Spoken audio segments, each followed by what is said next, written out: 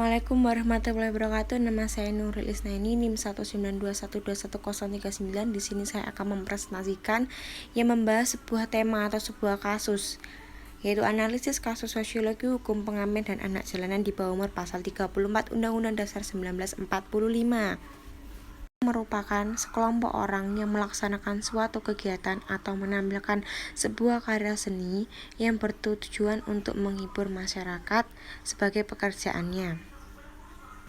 Anak jalanan merupakan anak yang melakukan segala aktivitasnya di jalanan.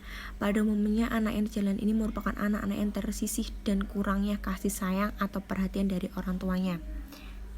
Penyebab munculnya pengamen dan anak jalanan yang pertama faktor ekonomi, faktor keluarga, dan faktor lingkungan di masyarakat. Keluarga juga menjadi salah satu penyebab maraknya pengamen dan anak jalanan. Peran pemerintah terhadap pelaksanaan penertiban pengamen dan anak jalanan. Pemerintah dapat melakukan dengan menerapkan teori dari Dumeri, di mana campur tangan pemerintah dalam mengatasi anak jalanan di kota-kota besar, yaitu terutama kota Batam, dapat terlaksana dengan baik, efektif, dan berjalan dengan sesuai dengan peraturan pemerintah. Pemerintah dalam mengurangi pengamen dan anak jalanan telah dilakukan baik oleh lembaga swadaya masyarakat maupun organisasi profesi dan sosial. Bahkan orang perorangan telah membantu pengamen dan anak jalanan agar tidak terjerumus ke dalam lingkungan yang kumuh dan terhindar dari kekerasan yang dilakukan oleh orang lain. Peran pemerintah dalam mengurangi pengamen dan anak jalanan ini terkadang tidak dapat berjalan dengan baik. Jika semuanya sudah menyatukan visi dan tujuannya, maka hal yang diinginkan untuk mewujudkan keseimbangan dan kesenjangan sosial yang terjadi dapat diatasi dengan membuat adanya lembaga pusat rehabilitasi non-panti bagi pengamen dan anak jalanan yang tidak memiliki tempat tinggal, dengan memberikan keterampilan dan ilmu pengetahuan sehingga mereka terhindar dari perbuatan kejahatan maupun kriminal, karena dilakukan secara alokatif, distributif, dan stabilitatif, dengan memberikan bimbingan dan memberikan fasilitas umum bagi anak terlantar merupakan langkah yang baik untuk mensejahterakan anak terlantar di kota-kota besar, yaitu pada kota Batam. Untuk kegiatan anak jalanan, yang pertama, anak yang melakukan aktivitas di jalanan pada umumnya menjalani hidup dan berkembang di jalanan. Seluruh kebutuhan didapatkan dari jalanan termasuk makanan, pekerjaan. Dan yang kedua, anak yang memenuhi kebutuhan hidup di jalanan adalah anak-anak yang mencari nafkah di jalanan, sering mendapatkan kekerasan dari lingkungan keluarga maupun lingkungan sekitarnya.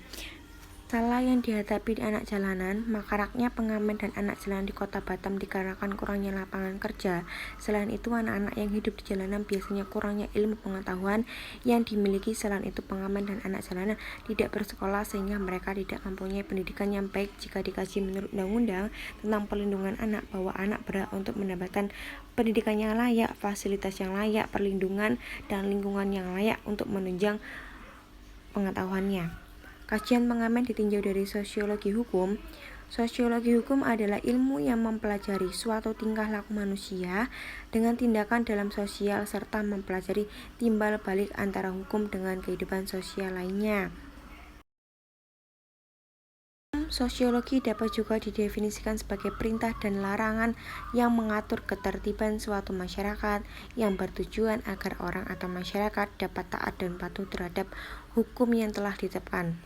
Salah satu peranan pemerintah dalam mengelola suatu daerah adalah menata dan mengendalikan masyarakatnya, khususnya pengamen dan anak jalanan.